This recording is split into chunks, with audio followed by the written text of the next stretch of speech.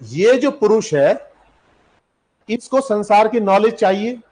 Knowledge के ingredients हमारे पूरे हो गए, इंद्रियों के जरिए हम ले रहे हैं, शब्द, रस, गंध, स्पर्श, शब्द, इसके जरिए हम नॉलेज ले रहे हैं सारी चीजें। और इसकी इच्छा कितनी है नॉलेज ग्रहण करने की, हर चीज, जिज्ञासा इसके अंदर एक गुण है। और इस चीज को आप देखोगे कि बच्चे के अंदर जिज्ञासा होती है, जैसे जैसे बच्चा होगा उसके अंदर उतनी जिज्ञासा बढ़ती जाएगी, इस चीज को देखूं, उस चीज को देखूं। और एक आलसी सा आदमी होगा, निष्क्रिय सा आदमी होगा, वो क्या है, वो पड़ा रहेगा आपने, तो उसकी नॉलेज भी उतनी कम होगी। ठीक है, एक आदमी इमेजिनेशन में जी रहा है, वो उसकी नॉलेज अलग तरह की होगी। एक आदमी प्रैक्टिकल जी रहा है, कहीं भी जा रहा है, उन चीजों को एक्सप्लोर कर रहा है। तो एक्सप्लोर करने की पावर कहां से आ रही है, इनके थ्रू। ये पुरुष की जो है, इसको प्रकृति का आनंद लेना है, इसलिए इसको नॉलेज चाहिए, जिज्ञासा है हर चीज का आनंद लेने के लिए। पूरी प्रकृति जो बनी हुई है ये किसके लिए बनी हुई है, आनंद लेने के लिए। और प्रकृति यदि अट्रैक्ट नहीं करेगी, आकर्षित नहीं करेगी, तो फिर पुरुष का कोई इंटरेस्ट ही नहीं होगा। इंटरेस्ट नहीं होगा तो बेकार है। ठीक है, जैसे कोई नृत्य की है, वो नाच रही है, तो नाच रही है, वो नाच के जरिए क्या कर रही है, वो अभिव्यक्त कर रही है अपने आप को, वो आकर्षित कर रही है। और जो देख रहा है, दृष्टा जो है, वो उसका आनंद ले रहा है। वो आनंद इसलिए ले रहा है क्योंकि अभिव्यक्त कर रही है। और कब तक आनंद है, जब तक वो नाच रही है। नाचना बंद कर देगी तो आनंद आना बंद हो जाएगा। आप समझ गए। ऐसे ही प्रकृति की हर चीज अपने आप को एक्सप्रेस कर रही है, अपने आप को प्रोड्यूस कर रही है, अपने आप को प्रकट कर रही है। किसके लिए, पुरुष के लिए। ठीक है, यदि ये संबंध खत्म हो जाएगा तो फिर सृष्टि खत्म हो जाएगी। ठीक है, अब ये नॉलेज हमें कैसे होगी, बहुत इंपॉर्टेंट बात है। नॉलेज का एक स्तर है। नॉलेज, एक नॉलेज होती है यूनिवर्सल और एक होती है पर्टिकुलर। यूनिवर्सल कैसे, यूनिवर्सल ऐसे जैसे मैं आपसे कहूं चिड़िया, आप सब समझ गए चिड़िया क्या, बताओ चिड़िया मतलब क्या, सबने कहा ना समझ गए। हाँ जी, अच्छा, दिखाओ उस पे एक प्रकार के पक्षी को बना के, उसका चित्र बनाओ।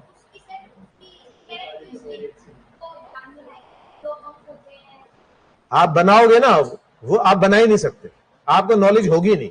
मैंने कहा सब्जी, आपने कहा सर सब्जी, मेरी मम्मी सब्जी बहुत अच्छी बनाती है। मैंने कहा तो बताओ, लाओ सब्जी दिखाओ। आप कहोगे ये है, तो मैं कहूंगा तो बैंगन है, ये है तो ये गाजर है। तो आप समझ रहे हो कि सब्जी अपने आप में क्या है, it is a universal term. हमें नॉलेज करने के लिए हमें पर्टिकुलर पे जाना पड़ता है, अदरवाइज हमें नॉलेज होगी नहीं। सब्जी कौन सी, भिंडी की सब्जी, आलू की सब्जी, आप समझ रहे हो। तो नॉलेज दो तरह की होती है। यूनिवर्सल नॉलेज होती है, वो सिर्फ हमें एक आभास देती है कि सब्जी एक जाति का अनुभव कराती है, कि एक रेंज है, इन चीजों को हम सब्जी कहते हैं। लेकिन सब्जी की नॉलेज के लिए हमें पर्टिकुलर में जाना पड़ेगा।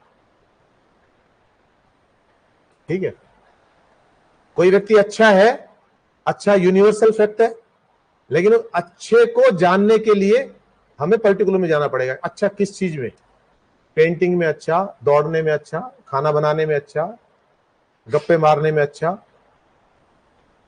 हर चीज के अंदर है ना। तो आप समझ गए। तो यहां जो है, यहां ये क्या कर रहे हैं, यूनिवर्सल से अपनी नॉलेज को बढ़ाने के लिए किस में जा रहे हैं, पर्टिकुलर में जा रहे हैं। और जो व्यक्ति जितना पर्टिकुलर में जा रहा है उतना संसार के अंदर घुस रहा है। एक आदमी को सिर्फ आलू खिलाए गए हैं तो कहां तक सीमित है, आलू तक। अब उसको 10 चीजें खिला दी गई तो अब उसका वो कितना बढ़ गया, उसकी रुचि। आज आलू में नहीं है, कल भिंडी में है, भिंडी खाते बहुत दिन हो गए, आज दाल बना लो, आज ये बना लो, उसके पास चॉइस बढ़ गई। चॉइस बढ़ गई तो वो किस में इंडल्ज हो गया, प्रकृति के अंदर इंडल्ज हो गया। हर चीज की जितनी चॉइस बढ़ेगी, आज आदमी यदि असंतुष्ट है तो क्या है, उसके पास चॉइस है, वो चॉइस क्या करती है, भ्रमित कर रही है। यदि आपके पास कोई चॉइस ही नहीं है तो आप शांत हो। आप हिमालय पे गए, वहां ना कोई बिस्लेरी है, ना कोई कोल्ड ड्रिंक है, ना कुछ है, वहां से झरने का पानी आ रहा है, आप वहां सेटिस्फाइड हो। पहाड़ है, लिमिटेड रिसोर्सेज, आप सेटिस्फाइड हो। आपको अच्छा लगता है ना वहां जाके, क्यों अच्छा लगता है, क्योंकि आपके पास रिसोर्सेज बहुत लिमिटेड हो गए। और जैसे ही रिसोर्सेज बढ़ने शुरू होंगे, थोड़ा सा आप नीचे आए, वहां बहुत सारे होटल्स हैं, कौन से में रुके, चॉइस जैसे आ गई वैसे ही कंफ्यूजन बढ़ गया, बातें बढ़ गई, इससे फोन कर लेते हैं, उससे, फिर और चॉइस आ गई, रेंज कौन सी, फिर फैसिलिटीज आ गई, फिर उसके नजदीक कौन है, फिर ट्रांसपोर्ट की फैसिलिटी कौन प्रोवाइड करा रहा है। तो जितनी जितनी हो गई उतने उतने आप डिस्टर्ब हो गए। और जहां कोई चॉइस नहीं है, पैदल जाना है भाई, फल तोड़ के खाने हैं और गंगा का पानी पीना है। तो यहां आपको कैसा लगेगा, यहां में उसमें दोनों में अंतर फील होगा ना कुछ। तो जहां आपकी चॉइस लिमिटेड है वहां आपको शांति प्रतीत होगी, लेकिन प्रकृति चॉइस को लिमिटेड रखने नहीं दे रही, इसीलिए प्रकृति के अंदर भिन्नता नजर आ रही है। और यही भिन्नता प्रत्येक व्यक्ति के अंदर नजर आ रही है, क्योंकि प्रकृति किसी भी व्यक्ति को स्टेबल नहीं होने देना चाह रही। प्रतिपल कभी गुस्सा हो रहा है, कभी नाराज हो रहा है, कभी और किसी तरह से अपने आप को व्यक्त कर रहा है। माँ का स्वभाव देखो आप, कभी और ट्रांसफॉर्म भी होता है। पिता का गुस्सा कहां से चला, गुस्सा बॉस ने गुस्सा किया पिता के ऊपर, पिता ने झाड़ लगाई माँ को, और माँ ने बच्चे को कर दी, और बच्चे ने छोटे बच्चे को, वो पूछ रहा है मेरा कसूर क्या था। चेंज चली आ रही, ट्रांसफॉर्मेशन हो रहा है, भावों का ट्रांसफॉर्मेशन। आप समझ रहे हो। तो यहां क्या है, जहां भी हम व्यक्त कहां करेंगे, जहां हमारा बस चलेगा, बस नहीं चलेगा हम कंट्रोल्ड में हैं। तो यहां क्या है, प्रकृति अपने आप को अभिव्यक्त कर रही है हर तरह के रंगों में, हर तरह के इसके अंदर। और इसीलिए आपको इस माया में उलझाने के लिए, वो कहते ना कि इस संसार के अंदर आपको उलझाए रखने के लिए ये सारी विविधता है, ये सारे रूप रंग नजर आ रहे हैं। क्योंकि एक चीज से आदमी बोर हो जाता है, स्वाभाविक सी है, तो वो बोरियत ना हो इसलिए आपको विविधता नजर आ रही है। एक चीज से आप जान भी लोगे तो आपकी जिज्ञासा खत्म हो जाएगी। अनंत चीजें हैं, अनंत रूप हैं, अनंत गुण हैं। तो यहां और गुणों के प्रति गीता के अंदर एक आता है त्रिगुणातीत, आपने सुना होगा। त्रिगुण हो गए ना, तीन गुण हो गए ना, तीन बेसिक गुण हमने कौन से करे थे। हाँ, रज और सत्व, ये तीन गुण हमने बेसिक किए थे, इन्हीं के कॉम्बिनेशन है। तो इन गुणों के पार होने का मतलब क्या है, अट्रैक्शन जीरो हो जाना। जिस व्यक्ति के अंदर जितना कम अट्रैक्शन है वो उतना सुखी है, जिस व्यक्ति के अंदर जितना ज्यादा अट्रैक्शन है वो उतना दुखी है, जिस व्यक्ति के अंदर जितनी ज्यादा अभिव्यक्ति है वो उतना दुखी है। मैं ऐसा दिखूं, मैं वैसा दिखूं, मैं उस जैसा दिखूं, हम कॉपी करने लगते हैं। हम किसी को देखा, हमने इस पे ये कलर बहुत अच्छा लग रहा है, हम भी वही कलर खरीदने की कोशिश करते हैं। ये टी शर्ट बहुत अच्छी है, मॉडल्स को क्यों लेके आते हैं सामने, क्योंकि हम उनको अपना आइकॉन मानते हैं, उनके अंदर हमारे भाव इन्वेस्ट हो जाते हैं। अब वो जो भी काम करेंगे हमें प्रभावित करेंगे वो चीज, और उस चीज को हम होते हैं, और फिर वो चीज जर्नलाइज हो जाती है, उनकी भी नहीं रहती। आमिर खान ने एक पिक्चर में वो बनाया था गजनी फिल्म के अंदर, अब आमिर खान से वो चीज चली, उसने किया, हम सब ने कॉपी की। अब आमिर खान ने बाल रख लिए तो हम वापस बाल थोड़ी रखते हैं, वो तो प्रोपोगेट कर गई समाज के अंदर। अब वो आमिर खान से एसोसिएट तो हो गई, चीज तो फैल गई, लेकिन वो संक्रमण को आमिर खान भी नहीं रोक सकता। आमिर खान यदि स्टेटमेंट दे दे कि भाई ऐसे बाल मेरे अलावा कोई नहीं बनाएगा, कोई रुकेगा, क्योंकि जर्नलाइज हो गई है, वो चैनलाइज हो गई है, उसको मूवमेंट मिल गई है। आप समझ रहे हो। तो यहां ये सारी जो जड़ चीज थी, उस जड़ चीज को एक्टिवेट कर दिया यहां पुरुष ने, और यही यात्रा है। यदि पुरुष की और हम बढ़ेंगे, इसकी ओर बढ़ेंगे, पुरुष की ओर बढ़ेंगे ना भाई। अब हमारा शरीर हो गया, शरीर के अंदर सारे ये अंग हो गए, हम प्रकृति की तरफ आकर्षित हो रहे हैं, तो ये जड़ है, जड़ की तरफ घुसते जा रहे हैं, और पुरुष की तरफ बढ़ते जा रहे हैं, तो चेतन की तरफ है, हमारा विकास हो रहा है। पुरुष की तरफ कब बढ़ेंगे, जब प्रकृति से विमुख होंगे, प्रकृति से विकर्षण होगा, अट्रैक्ट नहीं होंगे। तो अब ऐसा आदमी जिसको मान लो, एक आदमी है उसको खाने का बहुत शौक है, और एक आदमी है उसको खाने का शौक नहीं है। तो दोनों में से कौन ज्यादा शांत दिखेगा आपको? जिसको शौक नहीं है। जिसको शौक है वो स्पेशल खाने के लिए कहीं भी जाएगा। एक मेरा मित्र है, वो रेवाड़ी से, क्योंकि मैं रेवाड़ी में रहता हूं, एक दिन शाम को बोला कि वहां की कुछ चीज खानी है। मैंने कहा वहां जाने की क्या जरूरत है, यहीं उपलब्ध हो जाएगी। नहीं नहीं, वहां की स्पेशल है। वो सोचो 2 घंटे ड्राइव करके वहां खा के आया, उसको आनंद मिला। लेकिन जिस आदमी को इसका आनंद नहीं लेना, वो आदमी वहां आराम से बैठा है। उसने ट्रैफिक में से भी गुजरा है, पॉल्यूशन भी हुआ है, गाड़ी का तेल भी जला है, लेकिन अपनी इंद्रियों को सेटिस्फाई करने के लिए, टेस्ट बर्ड को सेटिस्फाई करने के लिए कि यही पर्टिकुलर टेस्ट चाहिए, ये वहां से वहां गया है। और ये चीज असंतुष्ट भी करती है आदमी को।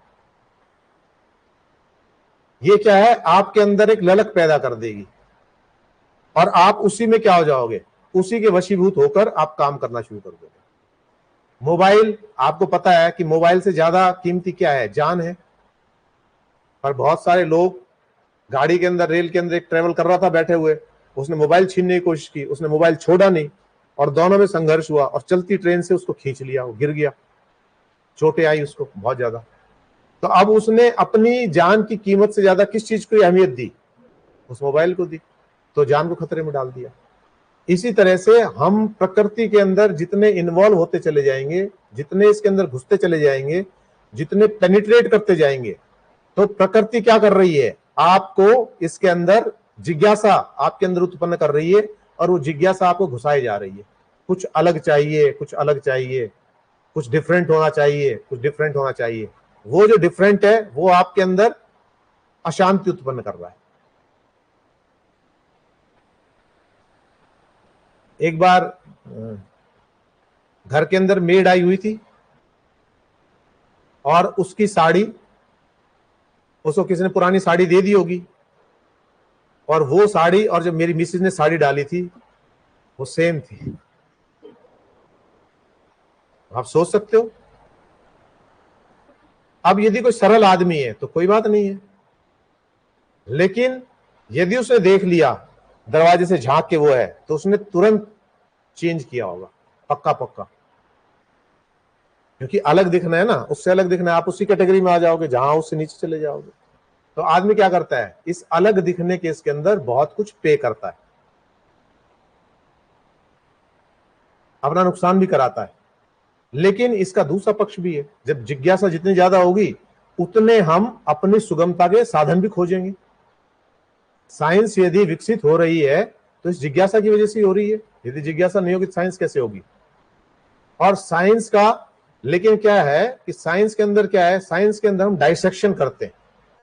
हमने पेड़ को जानना है तो पेड़ को हम समग्र जानने की बजाय उसको पार्ट्स में जानेंगे। पहले पत्ते को जानेंगे, स्टेम को जानेंगे, उसको काटेंगे, डाइसेक्शन डाइसेक्शन डाइसेक्शन। और एक अलग चीज है जानने की, वो क्या है, संपूर्ण में जानना, उसको पूरे को जानना। तो पूरे को जानना किसकी ओर है, ये सृजन की ओर है। हम प्रकृति को पूरा जब जानेंगे तो ये उसके निर्माण की ओर बढ़ेंगे। और एक पर्टिकुलर को जानेंगे, ये स्पेशलाइजेशन है। स्पेशलाइजेशन आपको और घुसा देगा। पहले डॉक्टर एमबीबीएस होते थे बहुत समय पहले, आज डिफरेंट डिफरेंट ब्रांचेस हो गई हैं।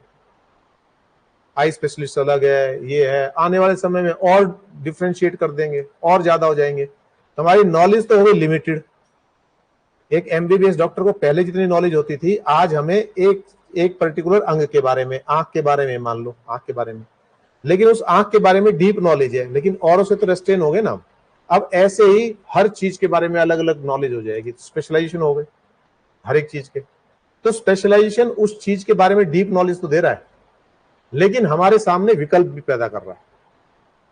पहले एक एमबीबीएस होती थी कि ठीक है एमबीबीएस डॉक्टर है, लेकिन आज क्या है, आज हर एक को एमडी करने की जरूरत होती है, एमएस या एमडी। स्पेशलाइजेशन जरूरी हो गया, स्पेशलाइजेशन के बिना कोई आगे स्कोप ही नहीं है। अगली बार और स्पेशलाइजेशन हो जाएंगे, आदमी और डीप चला जाएगा। तो आप समझ रहे हो कि जितना इस संसार के अंदर, यदि किसी ने ये स्टेटमेंट दी है कि ये संसार मिथ्या है, जगत मिथ्या है, तो उसने बिल्कुल सही दी है। उसने जगत मिथ्या किस आधार पे दी है कि जो जो गुण हैं जो आपको आकर्षित कर रहे हैं, उन गुणों के अंदर जितना आप जाओगे उतना आप इस संसार के अंदर घुसते चले जाओगे, उन गुणों से विमुख हो जाओगे। त्रिगुणातीत जिसकी हम बात कर रहे हैं, 3 गुणों का लेना देना ही नहीं है, ना तम से कोई लेना देना है, ना रज से, ना ये। तो ऐसा आदमी कैसा हो जाएगा? स्थिर हो जाएगा। ऐसे आदमी में कोई जिज्ञासा की कोई प्रवृत्ति नहीं रहेगी। जैसे मीरा है, मीरा को उदाहरण ले सकते हैं ना, कि मीरा को एक के अलावा किसी चीज का वो नहीं है, वो हर चीज में वो देख रही है। तो वो जो गुण है, वो गुण उसने सब पे इंपोज कर दिए। वो अलग अलग गुण नहीं देख रही। वो मान लो सुरभि है, तान्या है, जो भी है, उन सब में क्या देख रही है? श्री कृष्ण को देख रही है। तो सुरभि भी वैसी ही उसके लिए, तान्या भी वैसी ही, श्री कृष्ण भी वैसे ही, और श्री कृष्ण ही दिखाई दे रहे हैं इसके अंदर। तो ऐसा व्यक्ति क्या हो गया? एक पे ही फोकस हो गया, उसको आगे कोई नजर ही नहीं आ रहा उससे अलावा। और यदि इससे भी हो, निर्गुण में चली जाती है। 2 तरह की भक्ति होती है ना, एक सगुण भक्ति, एक निर्गुण भक्ति। निर्गुण में तो हमने गुणों को ही छोड़ दिया। तो जब हम गुणों को छोड़ देते हैं तो फिर हम क्या है? इस दुनिया से विमुक्त हो जाते। दुनिया कैसी लगती है? हमें को भ्रम लगती है कि दुनिया कुछ भी नहीं है। दुनिया केवल गुणों का एक समूह है। कोई भी व्यक्ति है, गुणों का एक समूह है। हर इस पर्टिकुलर गुण इसमें है, ये इसलिए ऐसा। किसी के अंदर मोशन का गुण है, किसी के अंदर ये है। हर एक व्यक्ति के अंदर जो गुण है, वो जब हम उन गुणों को देखना बंद कर देते हैं तो हमारे लिए क्या हो जाता है? वो व्यक्ति और दूसरा व्यक्ति एक जैसा हो जाता है। फिर हम गौतम बुद्ध की स्टेट में आ जाते हैं। वो कहते हैं वो ना आकर्षण है उनमें, ना विकर्षण है, ना वो उससे दूर होना चाह रहे हैं, ना वो। जैसे उदाहरण के लिए कि एक साधु है, उसके लिए क्या अनिवार्यता है? औरतों से दूर रहे, नारी से दूरी बनाए। और एक व्यक्ति संसारिक व्यक्ति है, भोगी व्यक्ति है, एक योगी है, एक भोगी है। भोगी क्या है? वो नारी के प्रति आकर्षित है, वो विकर्षित है, लेकिन दोनों केंद्र में नारी है। एक पैसे से दूर जा रहा है, साधु कह रहा है मुझे पैसों का कोई लेना देना नहीं, कोई मोह नहीं है। वो पैसे से दूर भाग रहा है, एक पैसे की और भाग रहा है, लेकिन दोनों के केंद्र में पैसा ही है। बुद्ध कह रहे हैं कि ऐसा हो जाए ना, पैसा आ जाए तो ठीक है, नहीं आ जाए तो ठीक है। ये स्थिति उससे भी ऊंची स्थिति है। तो इसमें क्या है? तो ऐसे व्यक्ति के लिए जगत है ही नहीं। जगत उसको दिख कहां रहा है जब गुण ही नहीं दिख रहे? जगत की अभिव्यक्ति किससे? गुणों से है। जो गुणों को देख ही नहीं रहा तो उसके लिए संसार है या नहीं है बराबर है। तो हम कह सकते हैं ना इस स्तर पर कि ब्रह्म सत्य, जगत मिथ्या। तो ब्रह्म क्या है? वो चेतना, कि ये जो है बस यही सही है। इसके अंदर जितना जाओगे ये सारी चीज असत्य है, ये सारी डिकेइंग है, एक समय में खत्म हो जाएगी। मैं जिस गौतम को देख रहा हूं, 120 दिन बाद जिस गौतम को देखूंगा, उस गौतम में आज का कुछ भी नहीं है। 120 दिन में सारे सेल्स चेंज हो जाते हैं। आज जिस सेल्स को मैंने देखा है, जिस सेल्स के समूह को देखा है, 120 दिन बाद वो अलग अलग होंगे। तो मैं कहूं ये वही गौतम है, तो एक तरह से तो वही गौतम है, क्योंकि रूप रंग वैसा ही है लगभग। जो चेंजेस है उनको हम इतनी जल्दी नोटिस नहीं कर पा रहे, और दूसरे अंश में देख रहे हैं तो ये बात भी सच है उतनी, कि गौतम वो गौतम नहीं है। आप समझ रहे हो? तो यहां अब आपको समझ में, ये जो बेसिक ये पूरी यात्रा हमने की है, इसका उद्देश्य ये है कि हम किस तरह से, हमारी जो लाइफ है वो कैसे चलती है, हम किस तरह से, हम यदि इस प्रकृति में रहना है हमें, तो हमें प्रकृति उलझाएगी, जिसको आप माया कहते हो। समझ में आ गया माया क्या है? माया कुछ भी नहीं है, माया गुण है। किसी का रूप आकर्षित कर रहा है, किसी की नॉलेज आकर्षित कर रही है, किसी का पद आकर्षित कर रहा है, किसी की पोस्ट आकर्षित कर रही है, किसी का मेकअप आकर्षित कर रहा है, तो किसी की सिंप्लिसिटी आकर्षित कर रही है। और प्रत्येक व्यक्ति का रुझान भी अलग है। एक व्यक्ति, अब सुंदरता की यदि हम बात करें तो सुंदरता क्या है? आप can you define what is beauty? कोशिश करो डिफाइन करने की, ब्यूटी क्या है? हाँ जी, हाँ, डिपेंड करता है। तो इसका मतलब ब्यूटी कोई फिक्स चीज नहीं है। आप किस चीज में ब्यूटी देखते हैं, ये आपके इन पे आधारित है, गुणों पर। ठीक है? एक आदमी को कैसी अच्छी बाइकिंग लग रही है, बदमाशी कर रहा है, और जैसे आजकल गाने आ रहे हैं, बंदूक बंदूक दिखा रहा है, ये सब एक आदमी को वो पसंद आ रहा है, वो पसंद क्यों आ रहा है, उसके अंदर क्या है। अब आप आइडिया लगा सकते हो ना कि यदि ये व्यक्ति ऐसा बिहेव कर रहा है तो इसके इंग्रेडिएंट्स क्या हैं, आप बेसिक तक पहुंच सकते हो। इससे आपको पता लग जाएगा इसकी परवरिश कैसी रही होगी, इससे पता लग जाएगा इसका एनवायरनमेंट कैसा रहा होगा, इसकी लर्निंग कैपेबिलिटी कितनी रही होगी, इसमें जिज्ञासा कितनी होगी। तो आप समझ रहे हो, जो स्वभाव जो बन रहा है व्यक्ति का, जो भी चीज है वो इनके ऊपर बन रहा है। अब जितना यहां पर हम इसको बाइफरकेट कर देते हैं, यहां दो चीज कर देते हैं, एक जड़ और एक चेतन। जड़ की तरफ, अच्छा ये जड़ की तरफ जो हमारी यात्रा है ये कौन सी है, ये प्रकृति के अंदर लेके जा रही है, गुणों के अंदर लेके जा रही है, आपको संसार के अंदर खींच रही है, संसार के अट्रैक्शंस के अंदर खींच रही है, आपकी इन्वॉल्व कर रही है संसार के अंदर। आपकी हर गतिविधि संसारिक होगी, हर गतिविधि। आप घर से बाहर निकलना चाहोगे तो आप ये यहां तक भी आप ध्यान रखोगे, ये पर्टिकुलर ड्रेस मैंने वहां पहनी थी, आज मुझे दोबारा वहां जाना है तो ये नहीं पहननी, क्योंकि आप संसार में हो, संसार की वस्तुओं में हो, गुणों में हो, उनमें। इस व्यक्ति से मुझे क्यों बात करनी है, इससे क्यों नहीं करनी, किसी को एटीट्यूड दिखाना है, किसी के साथ सरलता से बात करनी है, किसी से नहीं करनी, वो सारी चीजें क्या है, वो यहां है। और इसके बाद एक यात्रा हमारी इसकी तरफ है। तो यहां की जो तरफ है ये प्योर है। अब एक और फैक्ट निकल के आता है यहां पे कहते हैं कि जो आत्मा है उसके ऊपर कोई असर नहीं पड़ता।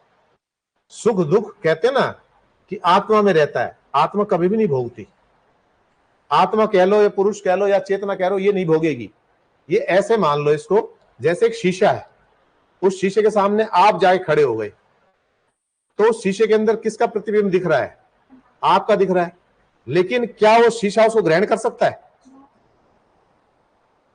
शीशा उसको ग्रहण नहीं कर सकता ना, वो जब तक है जब तक आप सामने हो। आपके जाने के बाद दूसरा आ गया तो उसका प्रतिबिंब दिख रहा है। तो शीशे के अंदर कैपेसिटी है ही नहीं रिटेन करने की, लेकिन हम अपनी इमेज देख के खुश हो रहे हैं। तो शीशा एक क्या है, एक रिफ्लेक्शन का एक माध्यम है। तो हमारी जो ये आत्मा है या जो चेतन है, जो ये है, ये क्या है, ये शीशे की तरह है। आपकी रिफ्लेक्शन दिखाई दे रही है आपको उसमें, लेकिन इसके ऊपर कोई असर नहीं है। और ये जो सुख है, जो आपको सुख, अब आप कहोगे ना कि सुख क्या है, सवाल ये उठेगा, तो सुख केवल इंद्रियों तक ही है।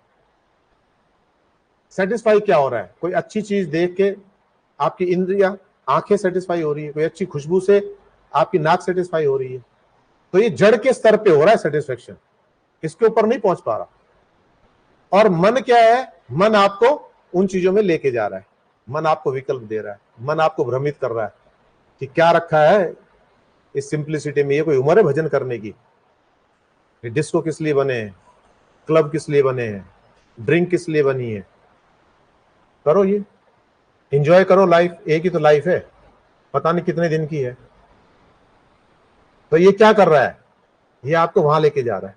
तो ये सारे जो सुख हैं, ये किस चीज के, इंद्रिय के। आप लाउड म्यूजिक एंजॉय कर रहे हैं, आंखों से आप लाइटिंग देख रहे हैं, डांस करते हुए देख रहे हैं, एक अलग तरह की फ्रेगनेंस है उसके अंदर, वो आप फील कर रहे हो। तो ये सारी चीजें कहां तक है, ये केवल शरीर तक ही है। और शरीर से ऊपर यदि आप उठ गए तो फिर आप इन गुणों का आनंद लेना बंद कर दोगे, तो संसार से विरक्ति हो जाएगी। लेकिन ये विरक्ति होगी नहीं, इतनी आसान नहीं है, क्योंकि दुनिया ही खत्म हो जाएगी, क्रिएशन खत्म हो जाएगा, डेवलपमेंट खत्म हो जाएगी, ये सारी चीजें। तो सुख जो है, समझ में आ गया ये। तो आत्मा कभी भी सुख और दुख अनुभव नहीं करती। आत्मा यदि सुख और दुख अनुभव करेगी तो फिर इसका मतलब क्या है कि जो जड़ में जो चीजें हो रही है वो इसमें भी हो रही है, तो ये भी जड़ हो जाएगी। डिफरेंशिएट करना है ना, जड़ कभी भी चेतन नहीं हो सकता, चेतन कभी भी जड़ नहीं हो सकता। ये इन दोनों के बीच में एक माध्यम है। शीशे के अंदर जैसे आपको रिफ्लेक्शन नजर आ रही है, अपनी रिफ्लेक्शन नजर आ रही है, दूसरा आएगा दूसरे की रिफ्लेक्शन नजर आएगी, तीसरा आएगा तीसरे की आएगी, जितनी देर आप उतनी देर आएगी। शीशे की कोई कैपेसिटी नहीं है रिटेन करने की किसी भी चीज को। शीशा ना आनंदित होता है ना दुखी होता है। जो कुछ हो रहे हो आप हो रहे हो। तो जो कुछ हो रहा है जड़ हो रहा है, यहां कोई परिवर्तन नहीं है। आप समझ रहे हो? जैसे शीशे का मैं उदाहरण दे रहा हूं, जड़ रो रहा है तो आत्मा नहीं रोएगी, जड़ खुश है तो आत्मा नहीं खुश होगी। ठीक है, तो यहां तक हमने इसको समझा। यहां तक कोई डाउट है तो बताओ।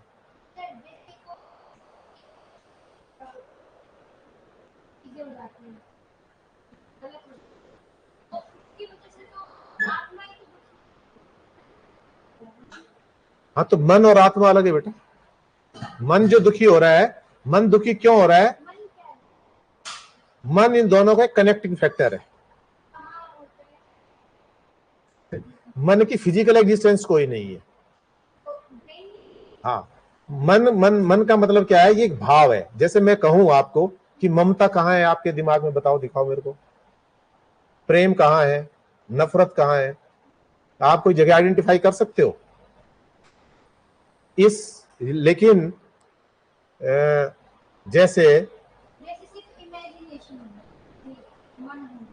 हाँ, इमेजिनेशन है। इस ये जो सुख दुख है, अब आप सुख दुख को डिटेल में जानना चाहते हो तो एक स्टेप और आगे बढ़ जाते हैं। एक बच्चा गेमिंग के अंदर आनंद ले रहा है, ठीक है, उसको बहुत मजा आ रहा है, और वो उस आनंद में इतना लिप्त हो गया कि उसकी मम्मी यदि उसको रोक रही है तो भूल गया कि ये मेरी माँ है, और माँ का मर्डर कर दिया उसने, माँ को मार दिया, गाली दी, पिटाई करी। आपने सुना होगा ना ये ऐसी चीजें। शराबी है, वो शराब के नशे में कर देता है। तो ये क्या है, क्यों हो रहा है ये?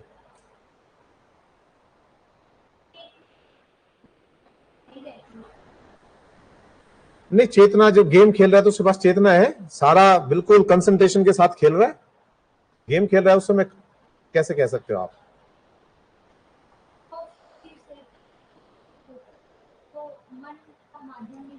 नहीं, वो ये भी शरीर के स्तर के ऊपर ही है। क्या होता है कि हमारे शरीर के अंदर जो इमोशंस होते हैं, उन इमोशंस को, जो भी भाव होते हैं, उन भाव को प्रकट करने के लिए शरीर के अंदर कुछ एंजाइम्स रिलीज होते हैं। आपने सुना होगा, ठीक है, जिसको आप हैप्पी हार्मोन कहते हो, डोपामाइन कहते हो, और ये सारे हार्मोन्स कहते हो। तो अब क्या अंतर हो गया दोनों के अंदर? दोनों के अंदर सिर्फ इतना अंतर हो गया है कि एक आदमी, ये जो हैप्पी हार्मोन होता है, ये कब रिलीज होता है? जब आपने गेम खेला, फिजिकली आप बाहर गए, आपने कुछ भी खेला, फुटबॉल खेला, क्रिकेट खेला, उसमें आप जीत गए। तो जीत गए तो आपको एक अच्छा सा अनुभव हुआ है। या आपने फ्रेंडली मैच किया है, तो फ्रेंडली मैच के अंदर भी आपको कैसा महसूस हो रहा है? अच्छा महसूस हो रहा है ना। खेलने के बाद आपको इतनी थकावट नहीं होती, अच्छा तरोताजा सा महसूस होता है, ठीक है। अब ये क्यों हो रहा है? क्योंकि कुछ आपने किया है, उस करने के बाद डोपामाइन रिलीज हो रहा है। रिलीज हो रहा है, ये आपको कैसी फीलिंग दे रहा है? आपको प्लेजर की फीलिंग दे रहा है, अच्छा लगने की फीलिंग दे रहा है, ठीक है, यहां तक ठीक है। यही सारी चीज हर चीज में होगी। जो भी चीज आप करोगे उसके अंदर जिसमें प्लेजर की फीलिंग है। आशिकी में क्यों अच्छा लगता है? प्यार जब किसी को होता है तो हम इमेजिनेशन के एक ऐसे स्तर पर पहुंच जाते हैं, जो एक लड़की देखी या एक लड़का देखा, बड़ी प्रैक्टिकल सी बात कर रहा हूं, और हमें उसके XYZ कुछ नहीं पता, लेकिन हम एसोसिएट करने लग जाते हैं ना, ये ऐसी होगी, ये ऐसी होगी, इतनी सुंदर होगी, ये इतनी सुंदर है तो ऐसी सुंदर बातें करेगी, इसका व्यवहार इतना सुंदर होगा। और असलियत कब पता लगती है? फिर वो सुंदरता कहां चली जाती है? फिर वो अट्रैक्शन कहां चला जाता है? फिर ब्रेकअप क्यों हो जाता है? तो इमेजिनेशन जो होती है ना, वो एक्चुअल से भी बड़ी कर लेते हैं हम। एक फिल्म आई थी जिसके अंदर वो रेस होती है मोटरसाइकिल्स की, तो उसमें अभिषेक बच्चन के साथ एक पात्र दिखाते हैं, हाँ, धूम, उसके अंदर देखा है वो, जहां भी लड़की दिखी वो एक बाइक देखता है, बच्चे बच्चे पूरा फैमिली तुरंत बना लेता है। इमेजिनेशन का लेवल देखो। फिर अभी एक बस के अंदर, रोडवेज के अंदर एक बंदा जा रहा था और वो लड़कियों की सीट पे बैठा हुआ था। कंडक्टर आया, कंडक्टर बोला, भैया तू यहाँ क्यों बैठा है? ये तो लड़कियों के लिए रिजर्व है, तू वहां बैठ। तो पहले भूल गया, रात को तो बड़ी चैट करता है वो, गीता मैं ही हूं। आप समझ रहे हो? तो यहां मतलब कहने का क्या, उसको पता ही नहीं है कि एंड पे कौन बैठा है। वो गीता मीता बन के चैट कर रहा है, वो अपने इमेजिनेशन में, ठीक है, उसकी इमेजिनेशन चल रही है। तो यहां क्या है, हम इमेजिन उससे ज्यादा कर लेते हैं। हम एक, हर एक आदमी एक सपना देखता है कि उसका पार्टनर ऐसा होना चाहिए। इसको बंद कर दो। तो हर एक आदमी एक सपना देखता है, उसका पार्टनर ऐसा होना चाहिए, उसकी लाइफ ऐसी होनी चाहिए, उसकी लाइफ में ये लग्जरी होनी चाहिए। अब या तो वो मिले और नहीं मिले तो उसके पास एक ही सॉल्यूशन है, इमेजिन करो भाई। डोपामाइन तो रिलीज करना है ना, हैप्पी हार्मोन तो रिलीज करना है, इमेजिनेशन से रिलीज करेगा बंदा। तो ये यहां तक हो गया। अब दूसरी चीज क्या है, जो आदमी, एक आदमी, कंटिन्यू करें, सुन रहा है आपको। अब एक आदमी जो फीलिंग, जो प्लेजर उसको चाहे खेल के मिल रहा हो, चाहे किसी को पुस्तक पढ़ने में आनंद मिल रहा होगा, किसी को ट्रैकिंग करने में मिल रहा होगा, किसी भी चीज में मिल रहा है, ठीक है। अब वही आनंद उसको कैसे मिल रहा है, वो क्या कर रहा है, ड्रिंक करने स्टार्ट कर दी उसने, ड्रग्स लेने शुरू कर दी उसने। अब वो डोपामाइन रिलीज हो गया ड्रग से, आप समझ गए, ड्रग्स से वो डोपामाइन रिलीज हो गया। लेकिन उसको रिलीज करने के लिए आपने एफर्ट्स तो कुछ भी नहीं किए। तो बिना एफर्ट किए कोई चीज मिलती है आसानी से, तो उसमें आपको आनंद आएगा ही आएगा, नहीं? मान लो आज की करते हैं तो खर्चा करना पड़ता है ना, ड्रेस भी नई नई बनवानी है, फिल्म भी दिखानी है, रिचार्ज भी कराना है, और सारी चीजें भी करनी है, अपने असली गुण छुपाने भी है, एक नकली, ये हम फिल्मों में देखते हैं, मुझे खैर नहीं पता जो फिल्मों में देखते हैं इस तरह से।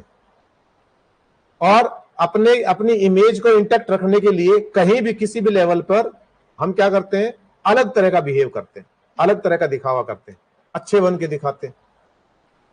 लेकिन असलियत में क्या होता है, असलियत में पीछे कुछ और होता है। अब इतने सारे एफर्ट करके कोई हमारी प्रशंसा कर रहा है तो डोपामाइन रिलीज हो रहा है। मान लो किसी को फिटनेस बहुत पसंद है और मेरा पेट है, आधे घंटे तक पेट खींच के खड़ा हूं, तब जाके उसने मुझे कंप्लीमेंट किया कि सर आपकी फिटनेस बहुत अच्छी है, पेट तो आपके है ही नहीं। उसके पीछे कितना कष्ट सहना पड़ा है। तो ये कंप्लीमेंट सुनने के बाद डोपामाइन रिलीज होगा, नहीं होगा? अच्छा लगेगा, ठीक है। और एक डोपामाइन रिलीज हो रहा है बिना कुछ एफर्ट किए। अब दिक्कत कहां हो जाएगी, दिक्कत ये हो जाएगी कि जब एक बिना एफर्ट के एक चीज हो गई, इसका दूसरा प्रैक्टिकल सा उदाहरण ले लेते हैं कि आपके दोस्त ने आपसे 100 रुपए मांगे, आपने दे दिए। अगली बार वो आपसे 50 नहीं मांगेगा, निश्चित है। अगली बार आपसे 200 मांगेगा, 200 की पूर्ति हो गई तो 300 मांगेगा, 500 मांगेगा, उसकी डिमांड बढ़ती चली जाएंगी, ठीक है ना। तो अब यहां ऐसे ही क्या हो रहा है, डोपामाइन के साथ हो रहा है। आपको बिना कुछ करे जब मिल रहा है तो वो बिना कुछ करे ही लेगा प्लेजर। और आपको क्रेविंग किसकी लग गई, अब भड़क किसकी लग गई, ड्रिंक की लग गई, जो भी ड्रग्स है उसकी लग गई। अब आप उसको वहां जाओगे ही जाओगे, क्योंकि अब वो चीज आपको, आप ओरिजिनल कितना भी कर लो, क्योंकि कंट्रोल कहां चला गया, उस ड्रग ने ले लिया। जो चीज नेचुरल होनी थी, उस नेचुरल चीज का कंट्रोल एक किसी आर्टिफिशियल चीज ने ले लिया है। आपकी जो मूल प्रकृति थी, जो बेसिक नेचर थी, उसको काट दिया, उसकी जगह शॉर्ट सर्किट हो गया और एक नया सर्किट जुड़ गया। अब जो नया सर्किट जुड़ा है, आप उससे बाहर नहीं आ सकते, किसी भी कीमत पे नहीं आ सकते, क्योंकि अब आपको उन चीजों में आनंद आएगा ही नहीं। अब आप खेल के आनंद नहीं आएगा, अब आपको शाम को 5 बजे 2 पैग लगा के ही आनंद आएगा। अब खेल के आनंद नहीं आ रहा तो आप किन से कट गए, अपने दोस्तों से कट गए, प्लेयर से कट गए, बातचीत से कट गए। अब आप खेल रहे थे जब फिजिकली, तो आप डिस्कस भी तो कर रहे थे कि आज आ तू, तेरे को मैदान में देखता हूं मैं। चैलेंज भी है, जोश भी है, कितनी तरह की एक्टिविटीज हो रही है कि तेरे को तो छोड़ूंगा नहीं आज, और मैं गोल नहीं होने दूंगा। उसके बाद डिस्कशन है, ऐसे थोड़ी हारा हूं, इसकी गलती थी, ठीक है। फिर उससे कनेक्टेड कितनी सारी बातें हो रही हैं, हम कनेक्ट हो रहे हैं और वहां पे हम डिस्कनेक्ट हो रहे हैं। वो डिस्कनेक्शन किस में हमें डिप्रेशन में लेके जा रहा है, हमें काट रहा है, हमें वो गुणों से दूर लेके जा रहा है। उसको नहीं पता उसके लिए गुण अवगुण, दाढ़ी बढ़ी हुई है, कपड़े कैसे भी हैं, निकल के चल दिया, उसको एक ही चीज नजर आ रही है, बस कहीं से भी पूर्ति हो जाए ड्रग्स की। एक वो व्यक्ति है, एक व्यक्ति है जो साइंटिस्ट है, वो डेडिकेटेड है। जैसे उदाहरण लेते हैं हम आइंस्टाइन का। आइंस्टाइन कहते हैं कि वो भूल ही जाता था खाने के बारे में। तो वो कहता था अपने नौकर को, जब भी आता ना कि साहब खाना खा लो खाना खा लो, तो उसको डिस्टर्बेंस लगती थी। उसने कहा कि सवेरे 9 बजे यहाँ खाना रख के चला जाएगा मेरे कमरे में, बस मेरे को कहेगा नहीं कुछ भी, और 1 बजे रख देगा। और एक बार ऐसा हुआ कि आइंस्टाइन का दोस्त आया, उसने देखा खाना रखा हुआ है, उसको भूख लग रही थी, उसने खाना खा लिया। और लगभग 11:30 बजे आइंस्टाइन की नजर उस पर पड़ी, वो तब तक बैठा था, वो भी उसको ऑब्जर्व कर रहा था। तो आइंस्टाइन ने कहा उसको कि यार तू लेट आया, यदि टाइम पे आया होता तो अपन दोनों ने साथ किया होता भोजन। उसको यही नहीं पता कि तूने खाना खाया नहीं खाया, उसको यही नहीं पता। तो ये भी तो एक अवस्था है, लेकिन ये अवस्था कैसी, प्रोडक्टिव है। He is working for the welfare, संसार को कुछ देने के लिए काम कर रहा है। तो इसके अंदर क्या बना हुआ है, इंटरेस्ट बना हुआ है, जिज्ञासा बनी हुई है। और वहां वो व्यक्ति क्या कर रहा है, वो अपने आप को विड्रॉ कर रहा है संसार से, और विदाउट एनी रीजन, कोई कारण नहीं है। वो अंधेरे में चला जाएगा, तमोगुण हावी होता चला जाएगा, डिप्रेस्ड हो जाएगा, और अल्टीमेटली या तो सुसाइड कर लेगा, वरना कोई ना कोई फेलियर आ जाएगा, लीवर फेलियर हो जाएगा, पेंक्रियाज हो जाएंगे, कुछ और हो जाएगी, उसकी वजह से मर जाएगा। आप समझ गए? तो ये जो भी हम बात कर रहे हैं, जो खुशी की बात कर रहे हैं, जो प्लेजर्स की बात कर रहे हैं, जो दुख की बात कर रहे हैं, दुख में भी तो हार्मोन रिलीज हो रहे हैं। तो ये सब शरीर के स्तर के ऊपर है, उसके ऊपर नहीं है। समझ गए आप? तो ये सारी चीजें उसी के स्तर पे। क्लियर? तो अब इससे ऊपर उठना है तो वैल्यूज हमारे पास है, आदर्श हमारे पास है, और इनकी कोई लिमिटेशन नहीं है। शरीर की यदि हम इस तरफ यात्रा करते हैं, यदि हमारी मूवमेंट इस तरफ है, तो देयर इज अ लिमिटेशन। लेकिन यदि हमारी यात्रा इस तरफ है तो लिमिटेशन नहीं है। क्यों नहीं है? क्योंकि प्रकाश की भी कोई लिमिटेशन नहीं है, कोई बाउंड्री नहीं है, लाइट की कोई बाउंड्री नहीं है, सच्चाई की कोई बाउंड्री नहीं है, अनंत है। झूठ का एक दायरा है, आप समझ गए? निर्माण का एक दायरा है, विध्वंस का एक दायरा है, अनंत का कोई दायरा नहीं है। तो यहां आपकी यात्रा किस ओर है? इन्फिनिटिव, अनंत की ओर है। और एक व्यक्ति अपनी क्षमताओं को कितना भी बढ़ा सकता है। आपके लालच की भी एक सीमा हो सकती है, आपके क्रोध की भी एक सीमा हो सकती है, लेकिन जो व्यक्ति अच्छाई के लिए काम कर रहा है उसकी कोई सीमा नहीं है, क्योंकि इसके अंदर आदमी। हाँ जी सर, नहीं क्लास चल रही है। हाँ जी, हाँ वो साइड में लगवा दी इन्होंने। क्या बात कर रहे थे हम? हाँ, तो लिमिटेशन, क्योंकि किसी भी चीज के अंदर एक चीज से आप दुखी हो जाते हो, लेकिन जो सरलता है उससे आप कभी दुखी नहीं होते। मैं आपको यूं कहूं कि आपने हाथ टाइट करके बैठना है, यूं मुट्ठी बंद करके बैठनी है, कितनी देर बैठ पाओगे? लेकिन आप रिलैक्स बैठे हो हाथ यूं करके, क्योंकि आपने इस पे कोई फोर्स अप्लाई नहीं कर रखी, आपने इस पे कोई लिमिट्स नहीं लगा रखी, आप इजी बैठे हो। कितनी देर बैठे रहोगे? आप खुशी के अंदर भूल जाते हो सारी चीजें। तो जब अपनी खुशी में भूल जाते हो, दूसरे के लिए करोगे तो और भी अच्छा हो जाएगा। आप इमेजिन करो, आप घर से निकले हो, मेट्रो के अंदर बहुत ज्यादा भीड़ है, आपके पास एक फोन आता है कि तेरे को आज सैलरी में इंक्रीमेंट मिलने वाला है। घर से एक फोन आता है कि तूने जो आईफोन ऑर्डर किया था, भाई को कहा था, वो पहुंच गया है। मतलब अच्छी अच्छी खबरें मिल रही हैं, और आप मेट्रो में चल रहे हो, यूं पीछे से एक आदमी ने धक्का मारा, दो ने धक्का मारा, आप अरे यार ढंग से खड़ा हो जा। मतलब आप बुरी खबर सुन के आए हो, ऑफिस से आ गई कि तेरा प्रमोशन नहीं हुआ, घर से आ गई कोई इस तरह की खबर, और जब किसी ने धक्का मार दिया तो क्या रिएक्शन होगा आपका? खुशी में आप फैलते हो, एक्सेप्टेंस आपकी बढ़ती है, दुख के अंदर सुख बढ़ते हो। समझ गए आप? इतनी बात। तो ये जो इस तरफ की यात्रा है, ये क्या है? सुख की यात्रा है। आप अनलिमिटेड की ओर जा रहे हो, आप लिमिटेड से नाता तोड़ रहे हो। गुण है, लिमिटेड है। इंद्रियों के सुख है, लिमिटेड है। सूंघ लोगे, कितना सूंघ लोगे? कितनी देर सूंघ लोगे? देख लोगे, देखो कितनी देर देखोगे? क्या देखोगे? आप समझ गए? इससे आप अनलिमिटेड की ओर जा रहे हो। अनलिमिटेड की ओर जाना, ये ऐसी वैल्यूज हैं जो आदमी किसी भी हद तक जा सकता है। उदाहरण ले लेते हैं एक दो। सुकरात का उदाहरण ले लो आप। सुकरात ने क्या कहा था? सुकरात ने कहा था कि भाई उस व्यक्ति की इज्जत मत करो जिसके अंदर कोई वैल्यूज नहीं है। तो जज, उस समय कहानी आती है एक उसकी कि एक व्यक्ति ने लोटा चुरा लिया, और लोटा चुराया उसने। उस समय लोटा बहुत अच्छा लोटा होता था, सोने का लोटा था, वो चुरा लिया उसने। नहीं, पीतल का लोटा था, उसने चुरा लिया। और चुरा लिया तो उसको पुलिस ने पकड़ लिया। पकड़ के उसको कोर्ट में ले आई। कोर्ट में ले आई तो पता लगा ये उस जज का साला है। उसकी तो रोटियों पे समझो आघात हो गया, उसकी सजा कर दे। तो उसने निर्णय दिया। उसने निर्णय क्या दिया? उसने निर्णय ये दिया कि ये इस व्यक्ति की गलती है। इसने अपने पीतल के लोटे को इतना चमकाया कि सोने जैसा प्रतीत हो रहा था। तो इस आदमी का लालच आना स्वाभाविक है, तो इसकी कोई गलती नहीं है, सजा इस व्यक्ति को मिलनी चाहिए, क्योंकि इसने अपने सोने के लोटे को, पीतल के लोटे को इतना चमकाया, सोने जैसा प्रतीत हो रहा था। सुकरात ने कहा, भाई ये क्या है?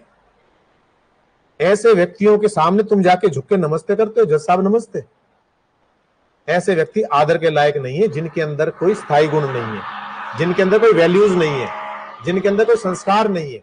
ऐसे व्यक्ति से आप दूर रहो, उनको नमस्कार मत करो, उनका मनोबल मत बढ़ाओ, वो सम्मान के लायक नहीं है। ये बात जब शुरू हुई तो यूथ तो एक्टिवेट हो जाता ना एकदम।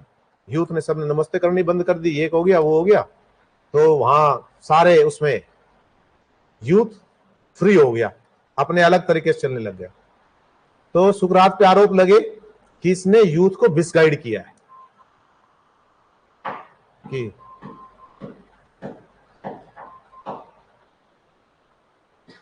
सुकरात पे क्या आरोप लगे? कि इसने यूथ को मिसगाइड किया है, इसने जजों की तौहीन की है।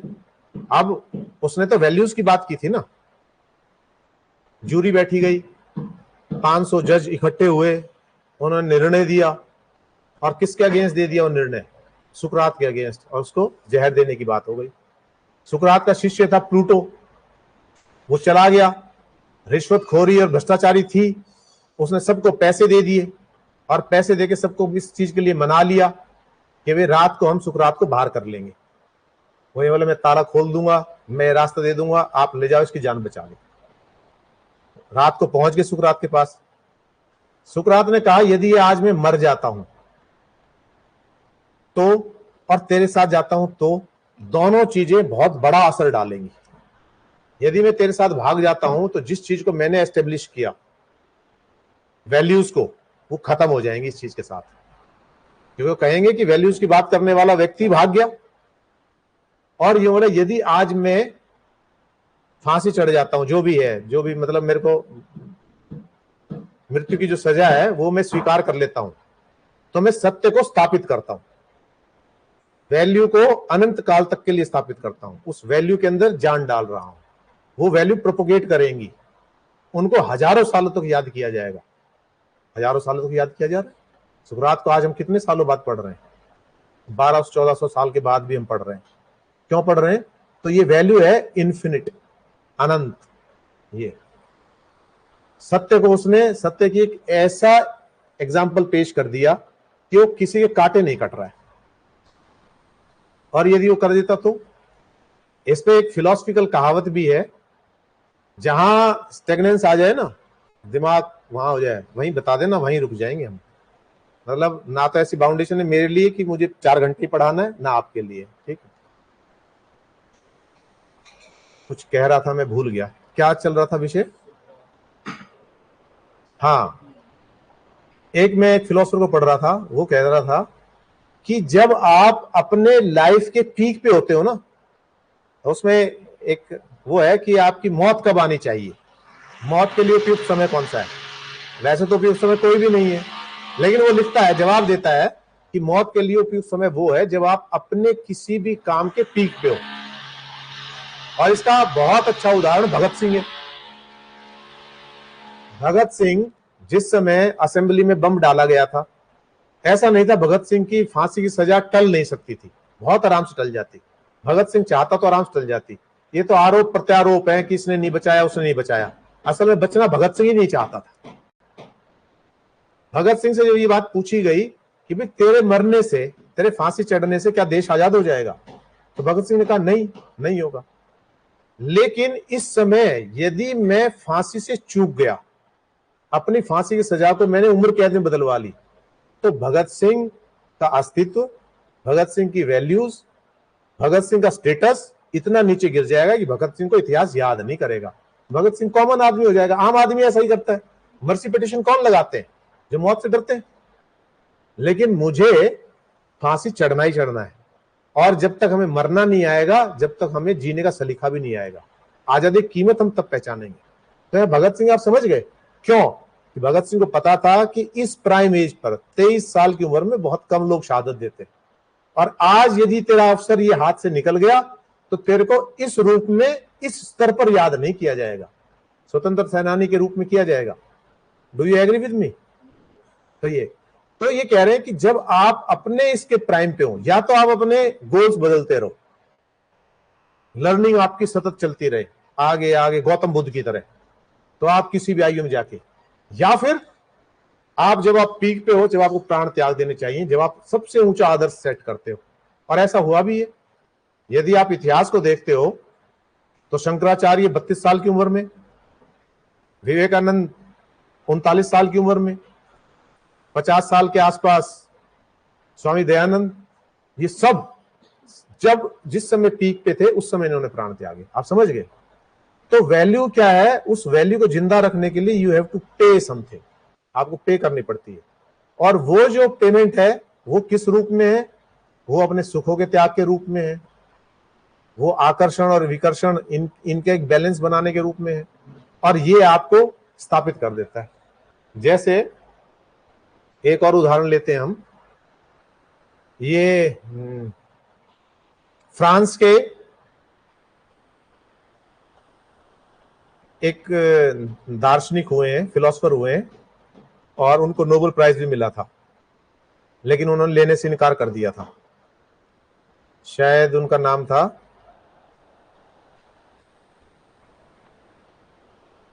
मुझे अभी स्ट्राइक नहीं कर रहा है नाम, ठीक है। He was an editor also, वो एडिटर भी थे। उनके पास एक औरत आती है, जीन पॉल सार्थे, ठीक है, नाम ध्यान आ गया। तो सार्थे के पास एक औरत आती है, वो कहती है कि एक व्यक्ति ने, किसी का भी नाम ले रही थी, इस व्यक्ति ने गन पॉइंट में मेरे साथ रेप किया, और आप ये खबर छापो। तो सार्थे उसको बहुत अच्छी बात कहते हैं। सार्थे कहते हैं कि तेरे को क्या कहा उसने? तो उसने कहा कि या तो अपने आप को सबमिट कर दे मुझे, अदरवाइज मैं तेरे को गोली मार दूंगा। तो सार्थे ने कहा तेरे पास दो चॉइस थी ना, इस व्यक्ति ने तेरे को दो चॉइस दी थी। एक चॉइस, या तो जिल्लत भरी जिंदगी जी, या अपनी इज्जत बचाने के लिए अपनी जान दे दे। तूने कौन सी चुनी?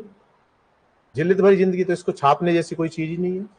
यदि तू यहां मर जाती अपनी इज्जत बचाने के लिए, तो तू हजारों लोगों के लिए प्रेरणा बन सकती थी। चौराहे पे तेरी मूर्तियां लगती, तू हर अखबार की सुर्खी बनती, लोगों के लिए प्रेरणा बनती, उन लाचार औरतों के लिए एक साहस का जज्बा बनती। आप समझ रहे हो? तो वैल्यूज कितना असर रखती हैं, आज हमने इस चीज को डिस्कस किया। एक वैल्यू आपको अमर करने की शक्ति रखती है। एक वैल्यू आपके अंदर इतना प्रबल वेग भर देती है कि आप किसी चीज से भी टकराने में सक्षम होते हो। और लाखों उदाहरण है, इतिहास भरा पड़ा है ऐसे योद्धाओं से, ऐसे उसे। तो यहां हमने एक छोटी सी बेसिक अंडरस्टैंडिंग हमने ये समझी, किस और है हमें किस तरफ जाना है, वहां क्यों जाते हैं, ये सारी चीजें। अब जो हमारा अगला जो है, आज कंटिन्यू करें या अगली क्लास में कंटिन्यू करें, we will continue with values, कि बेसिक एथिक्स क्या है और वैल्यू क्या है, यहां से हम स्टार्ट करेंगे। ये जो इवोल्यूशन है, इसमें हर चीज के सर्टेन रूल है। प्रकृति के भी अपने नियम है, प्रकृति भी बिना नियम के नहीं चल सकती। मानते हो नहीं बात? तो प्रकृति के अंदर, और दूसरी बात यह है, किसी ईश्वर के अंदर इतनी शक्ति भी नहीं है कि प्रकृति के नियमों की अवहेलना कर दे। जिनको हम ईश्वर कह रहे हैं, कोई मानता है या नहीं मानता, जो मानते हैं मैं उनसे कह रहा हूं कि अभी तक कुछ ऐसा नहीं हुआ कि ईश्वर भी उन नियमों से बंधा हुआ है। ईश्वर भी उन नियमों से बाहर नहीं जा सकता। और ये कहीं भी आप कहोगे तो ये इस चीज में सच्चाई मिलेगी। जो ईश्वर को माने वो भी और नहीं माने वो भी। प्रकृति अपने नियमों से बंधी हुई है, प्रकृति कभी भी अपने नियमों की अवहेलना नहीं करती। ये इसके हजारों उदाहरण मिल जाएंगे। ऊपर पहाड़ी के ऊपर ठंड होती है, नीचे ये होती है, कहीं प्रेशर कम होता है, ये सारी चीजें ये आपको मिल जाएगी। ये तो हम बहुत ही हल्की बातें कर रहे हैं, यदि गहराई में जाएंगे तो भी ठीक है। आकर्षण है, गुरुत्वाकर्षण है, ये सारी चीजें, लेकिन हमें पता है नहीं पता है, ये सारी चीज अपने हिसाब से काम करती है। तो ऐसे ही जैसे ये है, ऐसे ही जो वैल्यूज है, जो एथिक्स है, जैसे प्रकृति ने अपने नियम बना रखे हैं। प्रकृति ने नियम किस लिए बना रखे हैं? ये सृष्टि चले या सृष्टि खत्म हो जाए इसलिए बना रखे हैं। क्या मान? चलने के लिए।